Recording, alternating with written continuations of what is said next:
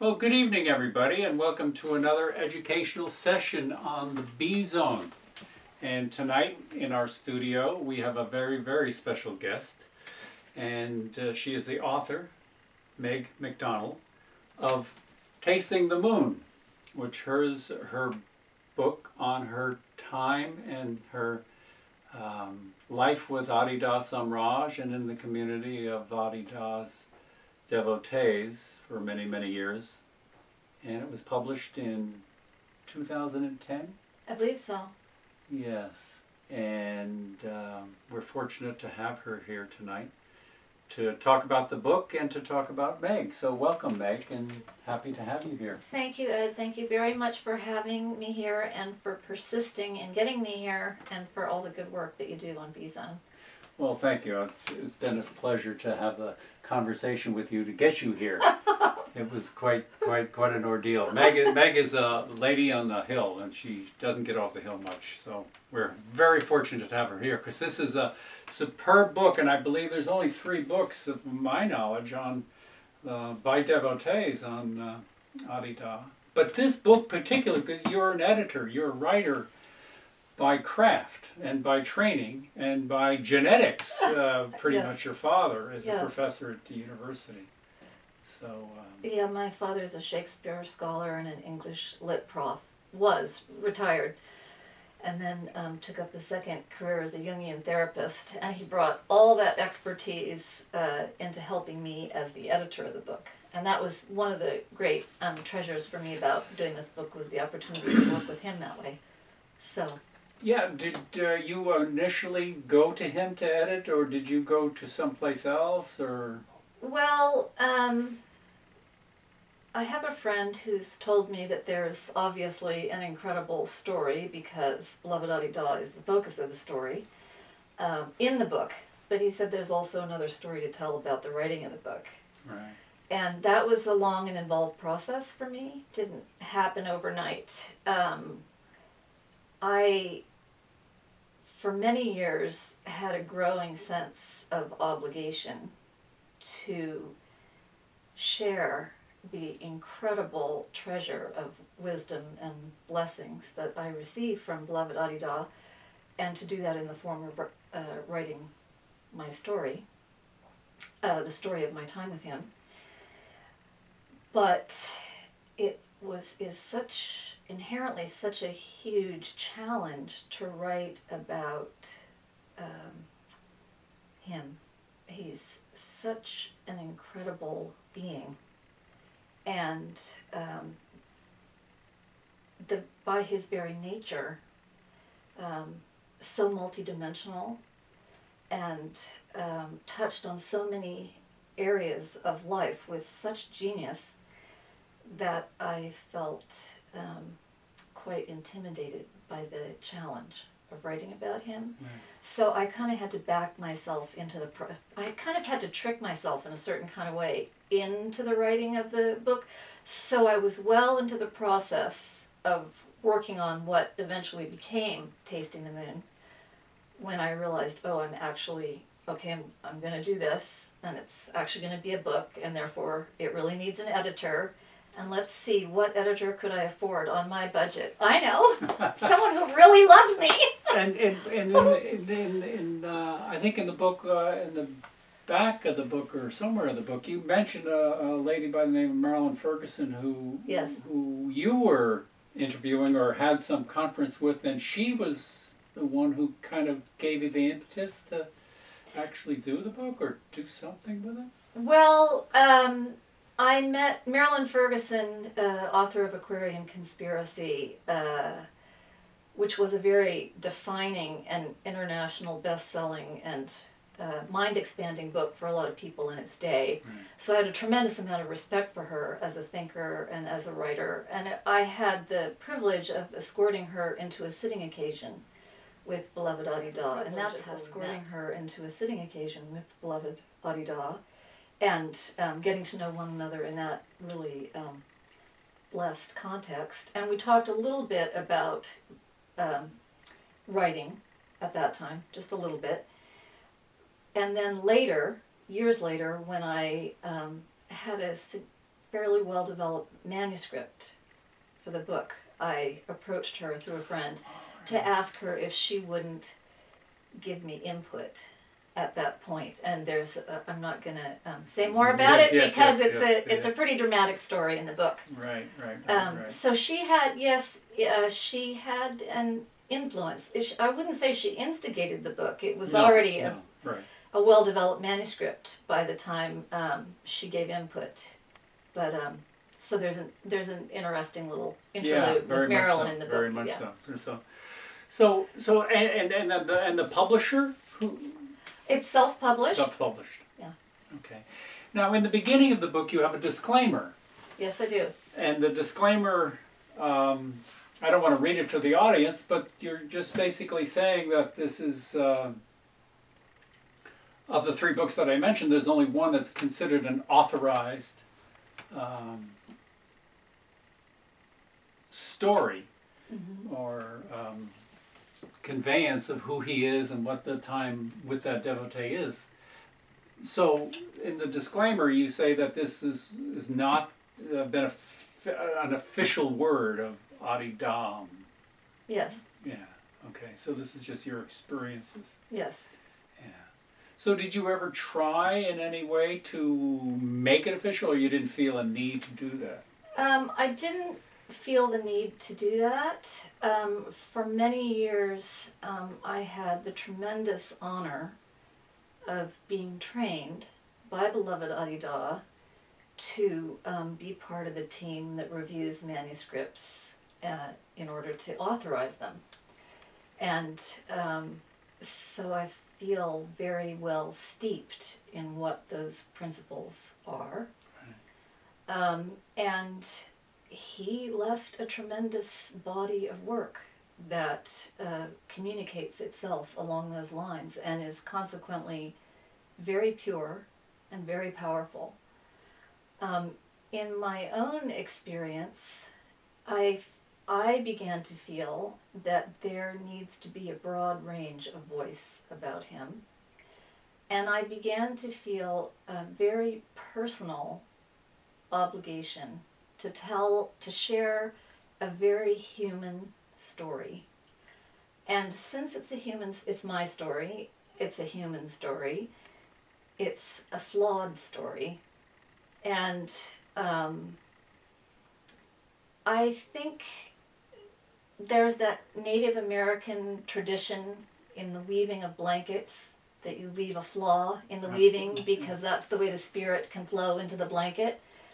And I feel in some ways that my human flaws that are, I tried to be honest about in the book as best I could, are exactly what might for some people open a doorway to understand why it is that someone would be attracted to have a spiritual teacher, why it would be that someone might be attracted to beloved Adida in specific as a spiritual teacher, what my real human need for him was, and how much I received from him that made all the years with him just so rich and so full of spiritual reward. And I felt that it was important for me to be able to do that in very personal terms, in just very simple and direct relationship with the reader. And I knew that if I felt so many other challenges built into the writing about him, because of his purity, and because of his genius, and because of the incredible power of his blessing, I just didn't feel that I could face the challenge of coming up to expressing those things in some kind of honorable way, as well as exposing my own human flaws and how he served me in the context of my ordinariness, and add on top of that the feeling that I had principals looking over my shoulder, or people who were going to try to apply principles looking over my shoulder, And also, so there was that. Mm-hmm. And then also in my own background, when I was younger, my family were all very devout Catholics. So I was raised in a tradition, and I have writers in my background, and I have relatives who've written on both sides of the theological fence. They've written official theological treatises that get the official recognition and endorsement of the Catholic Church. And then they've written other things that are just personal testimonials of their faith, and they don't expect or seek any kind of official approval from any kind of religious body. And so I grew up with this awareness that there are two kinds of sacred literature or devotional literature. One that is an official or sanctioned conduit of the Dharma, and another one that's just personal testimonial. And so I wanted this to be very personal. Yeah, well, one of the things that really I want to tell you that came through for me is that I always looked to that. I always looked for the human side. Oh. And so many books that I read of devotees, it just comes across as just the official word, and it just gets too abstract and it gets too official. It doesn't really get down to the personal matter. And I want to tell for the viewers who are watching this interview, if you want a first-hand raw account, if you will, unedited and undoctrinated with all sorts of other kind of editing from the officialdom, this book gives you the real story. And the style in which Meg writes is just so smooth, and her craft is she's a master at her craft. So. Well, thank you, Ed. That's really a very sweet thing to say. Well, it's very wonderful to hear as a writer. It's true. It's true. And so, it will grab you, and just the style and the way you can communicate, how you communicate. And one of the things that I would like to get to now in our discussion is his presence. Mm-hmm. And I do know that you came out of a generation, just out of the beatnik generation, and your father was a university professor and raised in Ohio and moved to Washington, and then we could get into all sorts of stories. You wanting to not take home ec, and yeah. the women's lib in you, Yeah, no, I've been a troublemaker from the start. That's but a good true. troublemaker, yeah. a good troublemaker. Breaking the crust off of the culture. But being part of the '60s, being part of that generation of dinosaurs now is what they call us, Ed. As Ramdas told me, he said, we're close friends with Ramdas. He said, Ed, I don't know if I'm a relic or an icon. Yeah. Sometimes it's hard to tell the difference. He said, you're a little bit of both. Yeah. But anyway, so you're traveling around, you're in communes, you're doing all sorts of experimental kinds of activities in the 60s, 70s, mostly in the early 70s, and you stumble upon somebody who gives you a book. And I was trying to figure out the book it was. Was it The Method of the Cities? Originally, yeah. That was the first book that I got. Right, yeah. right. And so then you come down into San Francisco, you start doing the No Remedy class, you become a student of Arida. Yes. You're well steeped in the traditions because you've read not just Animal Farm, which is one of the... Because you come into your studies as a young girl with such compassion, with such a sense of the injustice in the world, the suffering of the world, and not only just the suffering of the world, but also your mind is so developed in the philosophical and spiritual dimensions. You're well steeped in the history, and you're not a new student in this. You have done your homework. So when you get to Adidas Community in 1975, 4? End of 1975 and the beginning of 1976, yeah. And that was in San Francisco, and they had just purchased the land in Persimmons, I believe. About a year before, yeah. A year before. Yeah. You're doing the coursework. It's a very a dynamic time down then. The community is really together. And I just want to move into the period when you first had the opportunity, because when we're talking about writing, I'm talking about communicating and how you communicate your first sitting with Beloved as if you could breathe underwater. And I love that. Yeah. Could you, just for the audience, give a little taste of what it was like when you first met Adida, aside from the unicycle? What you mean? The Are you darshan. asking when I first sat with Sat him, with him. what the sittings were like? Darshan. Well, you know, Ed, that's an interesting question, because there were some ways in which his process developed and changed over the years. But there was a much more fundamental way in which that very first moment of sitting with him contained everything. And it was a completely life-changing gift. His communication, silent communication, unmoving communication of a state of being that is universal and transcendent and utterly free and entirely embracing, yet without any difference in the embrace. It's so paradoxical to feel so embraced and so touched so deeply, and yet there isn't someone else apart doing the touching or the embracing.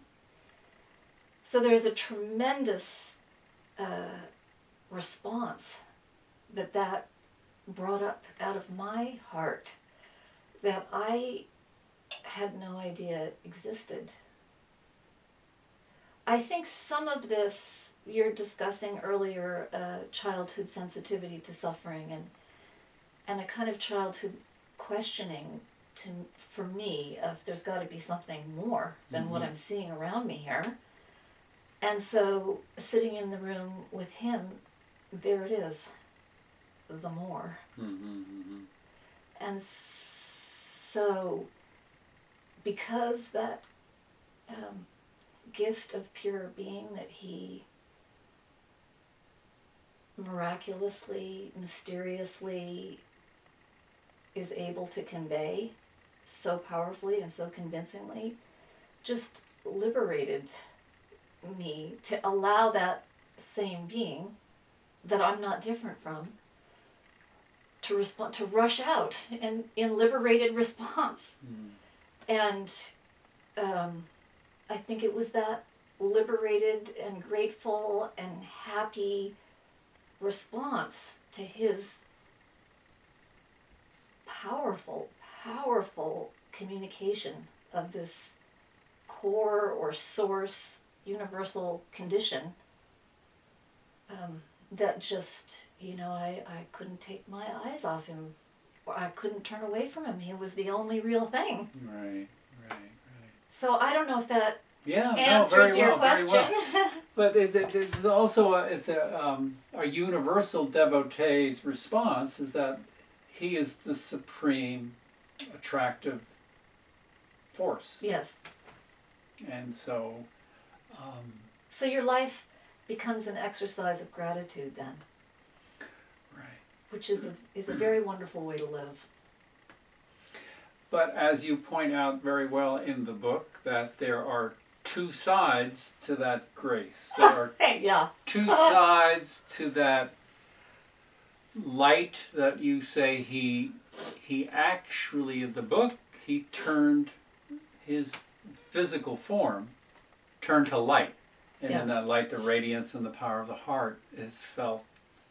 But also, as he points out, the light is also a fire. Yes. And in part of the process of being in the company of somebody as supreme in that radiance is a purification process. Yeah.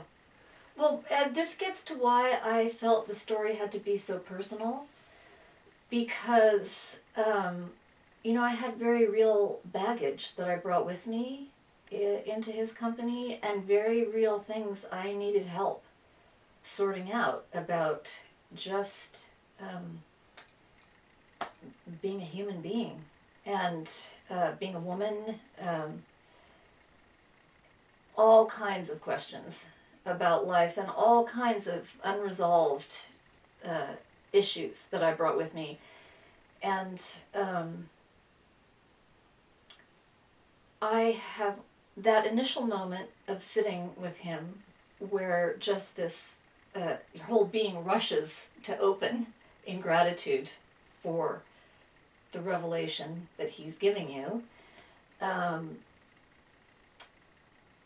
That gratitude has deepened over the years because I've seen, and he used to tell us this, that spiritual force has an innate intelligence of its own. So it works in your life, as you say, like a fire to purify, but it works with great intelligence to bring about the crises and provoke the changes that you actually need to be open and more responsive to receiving what it is that's being offered. And, some of that was so gritty for me, and I have come over the decades to feel so grateful to him for being such a hero in helping me in such specific ways, for being this sublime genius of prior and formless communication of being and bliss. Words fail, but then also to be equally genius at bringing that force into your life and putting you right up against the lessons that I needed, and taking a chance on me by putting me up against the hard stuff. And I just became more and more grateful to him for the intelligence of the process that he continually took me through and continues to.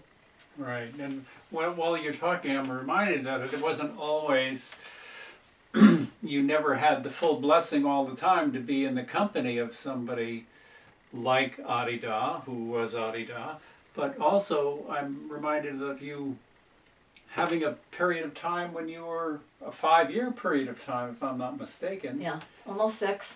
Almost 6 years, when you were, for various reasons, not in his, or did not see him. And now, and just to add to that, here he is not embodied. Mm-hmm. So just to put that attractive principle and the gifts that you had, because during that period of time, and I don't want to speak for you, but that was the time that he was doing a teaching demonstration. So a lot of you were very fortunate to be in the demonstration, to learn about all the crazy experimenting we did with our lifestyle over the early decades. Yes, I feel tremendously grateful. Right. I do. I mean, there's a lot of that was experimentation, and so therefore not something you necessarily need to repeat. But so much kind of humanizing wisdom came out of that. I think he says you must become, this is all about becoming human, but you're also dealing with the first 3 stages of life here.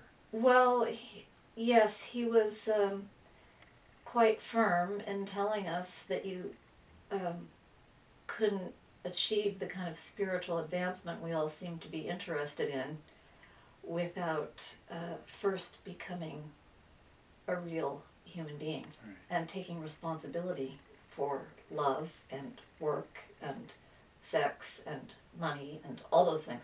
Not perfecting those things, but having a very basic and generally, in my experience, quite humbling self-understanding, mm-hmm, in all those areas. So, yeah, he didn't divorce the life of the spirit from the practicalities of human life. And I so valued that because I don't think I could have responded to anything that was abstract. I needed what he had to give. Right. So not only personally, but you were in the company of a true genius Oh yeah, no question about that. on any number of subjects and also levels of subjects. And in history time, prior to even, I mean, if I'm not mistaken, he could look at a book and just get it. Yes. And I watched him do that with people quite a bit too. He said he could read your forehead. I do know that there were a number of times devotees would hold objects of various people and do psychic kinds of things, but that's really a whole nother topic right there. Yeah. But I did want to just talk about that period of time when you had so much interaction and service in his company, not only in California, but in Hawaii and Fiji. So your time in his service, intimate service, covers 33 years? 33 years that I knew him while he was in the body. It Yeah. continues, but there were 33 years while he was alive here with us in that particular human way. And so, just to go back to that period of time when you were, I don't know where you were, but you were walking down the street and you had just, you broke down because you knew that you hadn't been in his company for 5 or 6 years. I hadn't seen him for really too long a time, and it really broke my heart. Yeah. So I would just want to take that and then put it into this post-Mahasamadhi time. Uh-huh. Without, how has the transition, having been in the physical company of somebody that supremely attractive, and then not then having that, how has that transition been? I would imagine it's quite difficult. Well, boy, there's just so many different levels that question sparks in me. When he first, after his passing, initially, of course, there was tremendous grief for all of us, I think. It's pretty safe to say. And there is some part of me that honors and respects that was an irreplaceably special opportunity to be in his company that way. And so, but a friend of mine said something that has really stuck with me in the midst of our initial grieving process.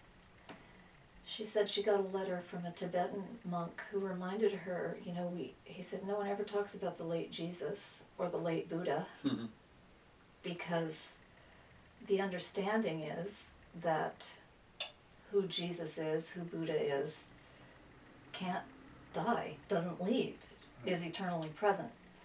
And so in the years since his passing, there's been a deepening discovery of how true that is. And it's another kind of gratitude. So it's,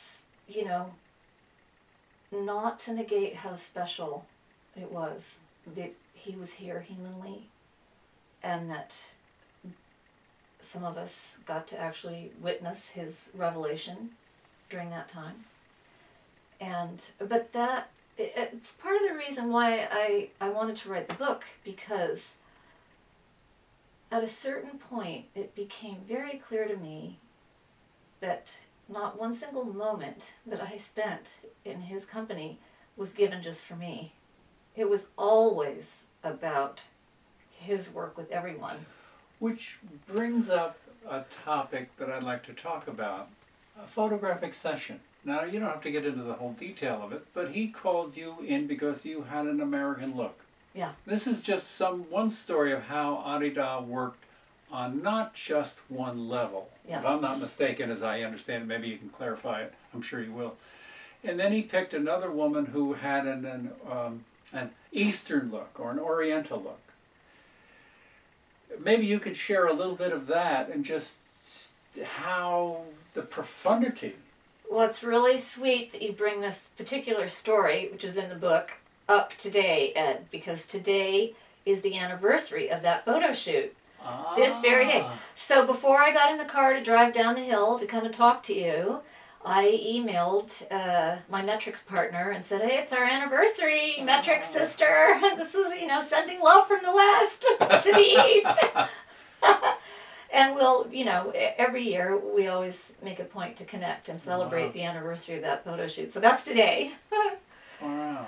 So you were asking something about him working on different levels? Well, you were pointing to when you were talking about him not being embodied and the work that he did, or always did, seem to be, when he worked with you, we're not just working with you. He was working with, as they say in the traditions, you're a coin. Yes. You're an instrument. Yeah. That he works, or these. Sometimes I felt like a piece of kindling that was getting thrown on his fire. You just feed the fire. You're in the process of participating with him. Tremendous, as I was saying, and tremendous insights and purifications and lessons and strengths are given, and they seem in the moment, because of this innate wisdom of the spiritual force that we were talking about, they seem so perfectly tailored to you. But then, after a certain number of years of receiving all these treasures, I began to realize, well, no, this couldn't possibly be just about me. It's not given just for me. It's given for everyone. He's here for everyone. This blessing is for everyone. And how am I going to help everyone, Well, that's what I feel is the importance of this book. Yeah. Is because when I read in that, and I because I'm a student of other teachers also, and it's not unheard of to read in Marababa's books of the work that he does on spiritual levels. And when you're in the photographic shoot and you're bending on this bench and in all sorts of positions, but yet 2 days or 3 days later, reading about the American and the Chinese news reports of what was happening at that time. Yeah. I know it sounds fantastic, but when you're in his company, you can intuit, you sense that this is, as you say, you're a kindling for the work that's happening at another level. At a much greater level than the personal. And, that's always inherent in the blessing communication that he always made. It's personally always perfect, but on the other hand, that perfection arises in the midst of a communication that so transcends the personal. That's always true. But I think his life also, and this gets back around also to something I think you were asking about in this now time after his physical vehicle has passed. He himself, in my view, went through a life trajectory in which he more and more moved in the direction of spiritually working, specifically with a greater focus. In the earlier years, he seemed very concentrated in instructing individuals, and he used that interplay with individuals to build up this incredible body of spiritual literature, because the writings all came out of this, what he learned from these exchanges with, how are people getting off course, what do they need to hear about, what light can I shed. But over the years, he seemed to me increasingly focused in work that wasn't so much about individuals anymore. It was about a world blessing process, and I described lots of stories and details by which that led me to believe this about him in the book. I try to give a very clear sense of the progression that I saw, but so that by the end of his life, his personal qualities and aspects were much more silent and not as full in the same way as in the early years of human interchange, but much more intent on the bigger picture. And again, I try to describe that with some vivid detail in the book.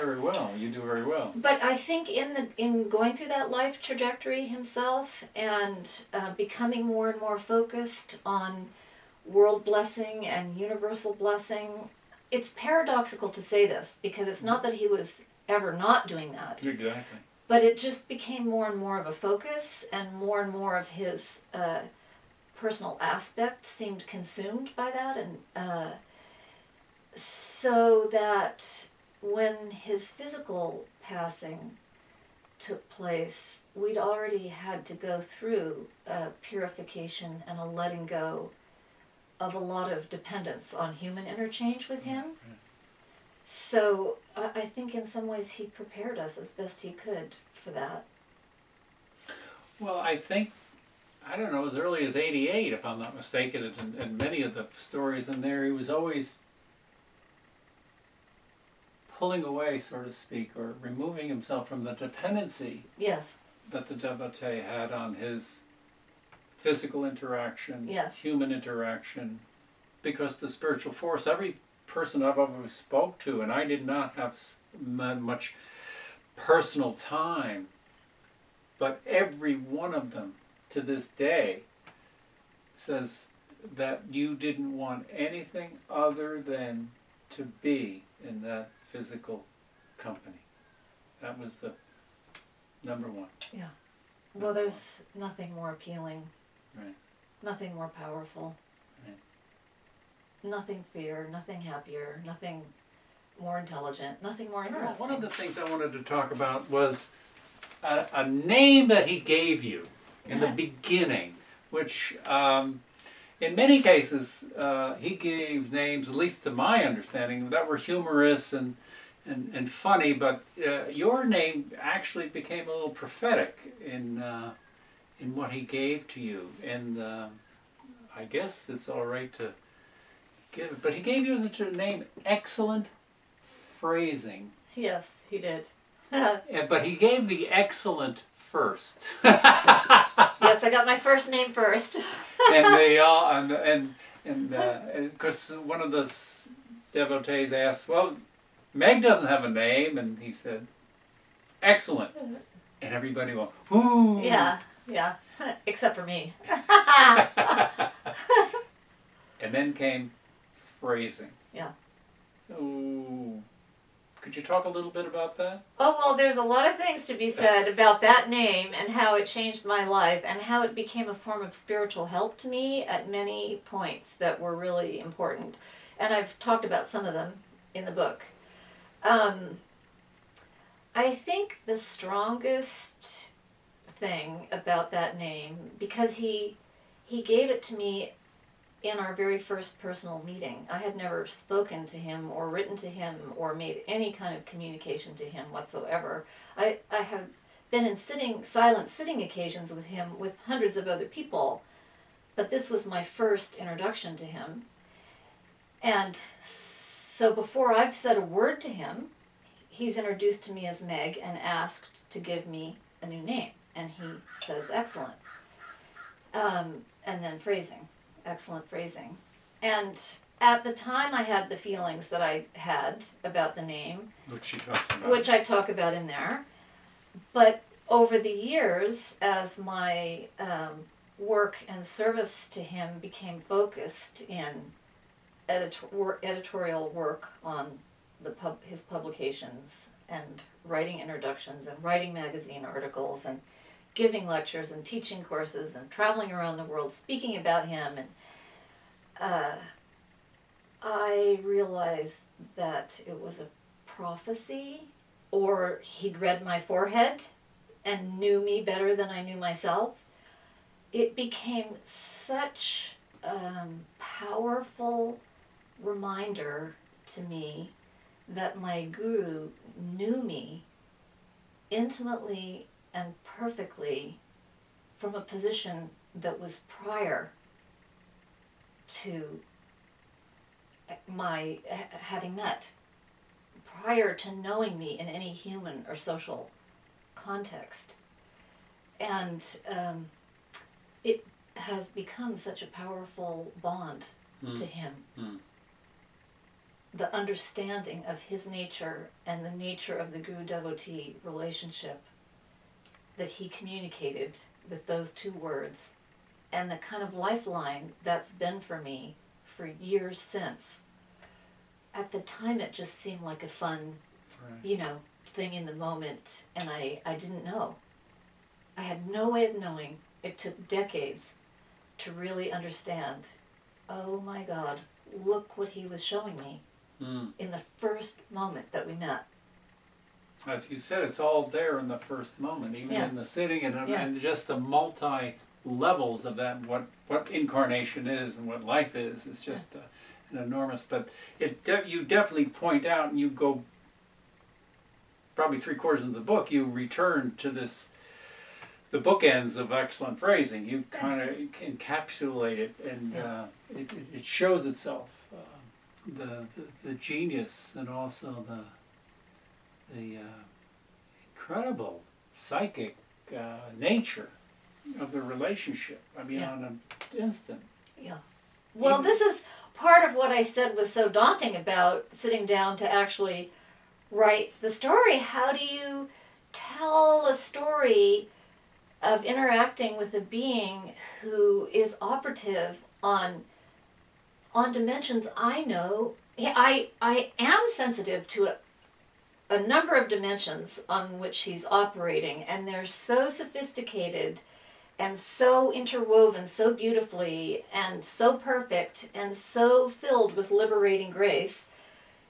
And I extrapolate from that into knowing that there's all kind of work he's doing that I don't have the radar sensitive enough to pick up on. And so any account that I'm going to give has that flaw built into it. And it took a long time to overcome my sense that I could never do him justice. And I finally had to just accept, well, okay, my account is going to be flawed and it's not going to be perfect, but it's better than no account at all. But I just want to share with you from a reader's point of view, because that's implied or implicit in the reader. Oh, she thinks this is the only story. But I want to tell you, for readers, the last page in the book completely puts that into perspective. It does, doesn't it? Does. Yeah. I don't know he gave me a lot of help. But we're not going to blow the punchline. No, we wouldn't blow that. But I want to tell you, did you hold that for a while? Did you know where you were going with that last page? For a long time. I was working on the book it took me 6 years to write the book. So I didn't have that held as the last line from the beginning. But probably about halfway through. It was sweet. It was sweet, because it did. If I, as a reader, because that's what I'm reading, I'm listening, and I'm thinking, she's thinking that this is the all and the be all and the end all, and she's got the right end, the right angle on this. But the way you take care of that notion, for any of the skeptics, you do very well. It was very, as I mentioned, important to me that this story be a personal confession, because I think by confessing my own flaws and my own need for his help and the ways that he intervened to give me the help that I needed is a way that his greatness was demonstrated. And for anybody who's thinking about taking up a spiritual path or relating to a teacher or relating to this teacher in particular, to see, well, what does someone actually get out of that? Right. For real. Why would you do it? What do you get out of it? So I wanted that to be very personal.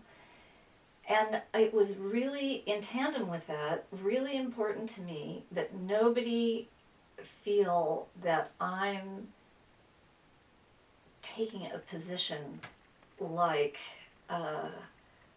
I got some kind of definitive answer that you can wrap up in a tidy package, or that I represent some kind of authority on anything. I wanted to just make a personal confession.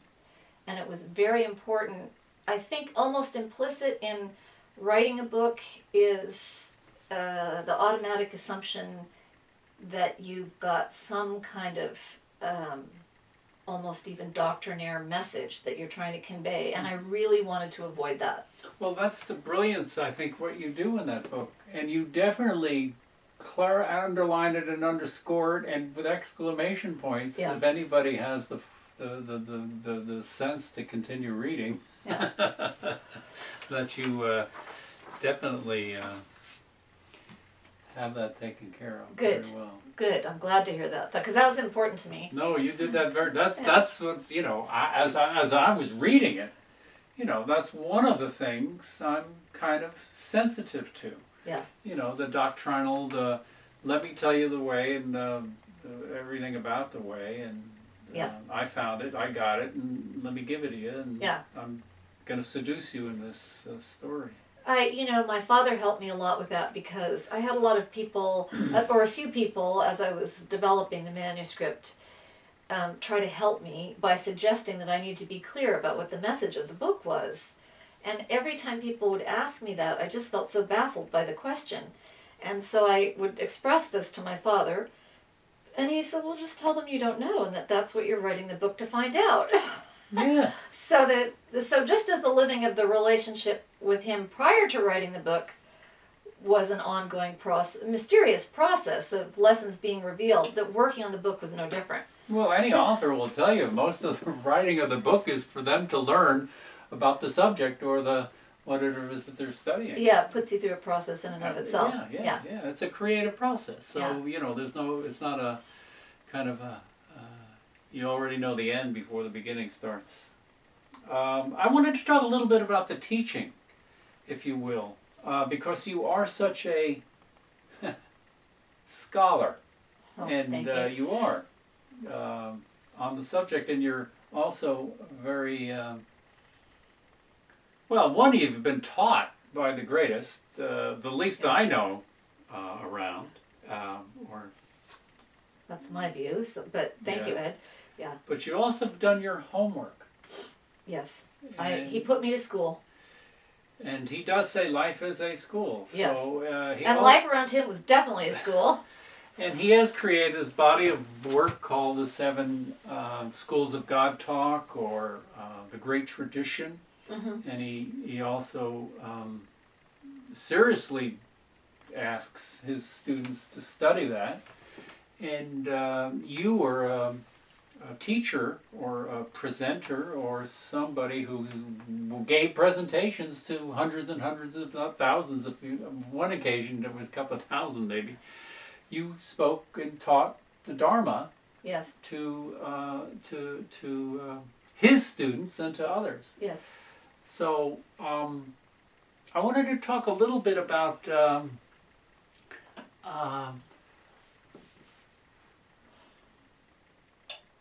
his 7 stages of life. Now, I don't want you to go into a whole big thing.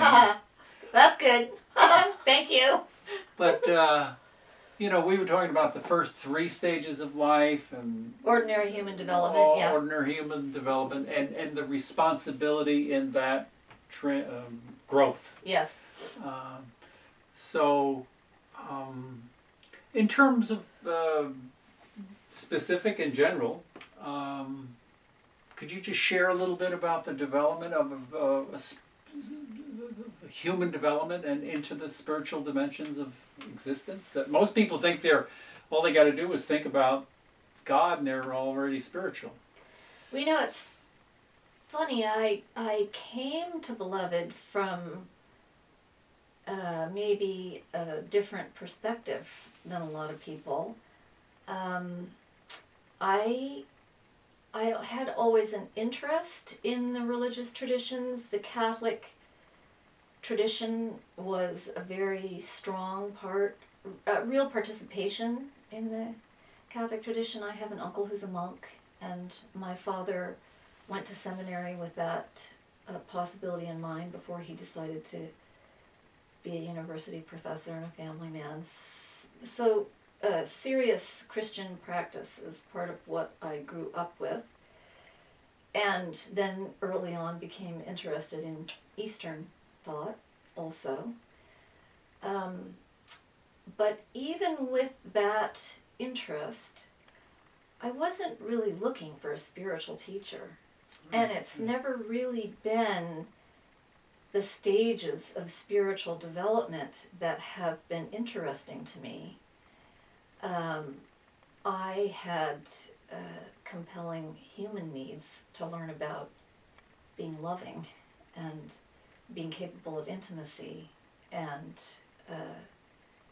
conducting myself in a happy way in my interchanges with people. And I think it was that human side of things that those were really the burning questions that I had and that I came to him for help with. So my own personal interest was in seeing how his blessing and his incredible insights about human development and what the most auspicious way for human beings to live is, what the most benign way for us to interact with one another is, that was all what really grabbed me and what really held me close.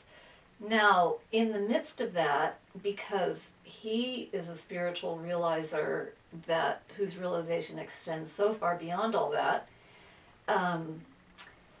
he also not only gave description in his teaching of what the process of spiritual development and the different stages that get expressed throughout the great tradition, he gave those descriptions in ways that are, and made the distinctions in ways that are just philosophically genius. I mean, I just absolutely thrilled to his descriptions because they made so much sense out of how all these differing voices actually are part of a single whole, and he did identify how it all fits together, how it is all part of a single great tradition, how there's a realization that exceeds and completes all of that. And he not only wrote about all that with tremendous literary and philosophical brilliance, but he gave those experiences, inducted me spiritually into many of those states, so that I had the living experience of what practitioners in other traditions may have experienced or were aiming to experience. I mean, it was a tremendous spiritual bounty of experience and instruction going hand in hand. I mean, it was just absolutely phenomenal demonstration that he made. And so, yes, there's a part of me that just fell in love with his philosophical genius and his spiritual insight into traditions that are beyond the ken of human development. And that was wonderful. But it wasn't the burning interest of mine that brought me to him and that kept me with him. Well, that's one of the things that I loved about your book so much. It wasn't just the gopis in the Krishna in the tree. I mean, you have a very earth, human, every aspect of that. That's what comes through for me, what I really, really, really enjoyed it. You stayed with your feet in the human world. Although you were definitely given the grace of samadhis. Yeah, tremendous spiritual transport over and over and over again. Neither deserved nor earned. Right, but given. As he then instructed for you then to be able to speak about, to inform people to. So today is the anniversary of this metrics photo shoot that we were talking about, and there were the two of us subjects in that photo shoot, and I represent I'm American looking, so he asked me to participate as an icon or coin for the West. And my friend, a Chinese American woman, is Eastern looking, so she was the coin for the East. And in that sense, I'm a good representative of the West, because one of the things that he said, to kind of paraphrase, is that Westerners, really want God to perfect this world, grace to perfect this world. They want things to work out here. And Easterners tend to recognize, oh no, this is all mortal and suffering and changing. We want to be transported elsewhere. And I'm a Westerner. I'm a Western girl. I would prefer that we could, perfect things here. And I know ultimately both of those messages are incomplete. This world is not perfectible. Transcendence is an absolutely built-in requirement, as if nothing else teaches us that, then death should. But it was my appreciation of the tremendous way, he used the phrase grace leans, that he leaned to the human dimension and gave, so much help of this is what children go through as they grow up. And if you haven't gone through that, it's going to be still haunting you this way, that way, and the other way. And this is what you should do about it. And use your relationship to me. And use me this way, use me that way. How to bring as much intelligence and grace into the human world as is possible. So that, as a Westerner, that's been part of my tremendous appreciation of what he's done. So I've never been someone who's prefer to go off and just be in the hall and bliss out somewhere else. I want to see it working out for people. Because you were given that opportunity at one point to enter into what's called the renunciate phase or community of kind of the esoteric order, if you will. Yeah. And you speak about the struggles. That's why I love the book so much. Because here you were, because the human struggle that we all deal with comes through. I mean, you talk about your struggle with having to say no to that, and not to somehow in any way diminish your love for him and your love for what was offered in the whole scope of what you were involved with, but that you realized that this was not your calling, or it was not my calling. It was not your calling. Yeah. And so I think writing the book was a big part of my calling. He seemed to know that you were going to do this. Yeah, there are intimations, weren't there? Ed keeps wanting to blow the punchline, but we're not going to.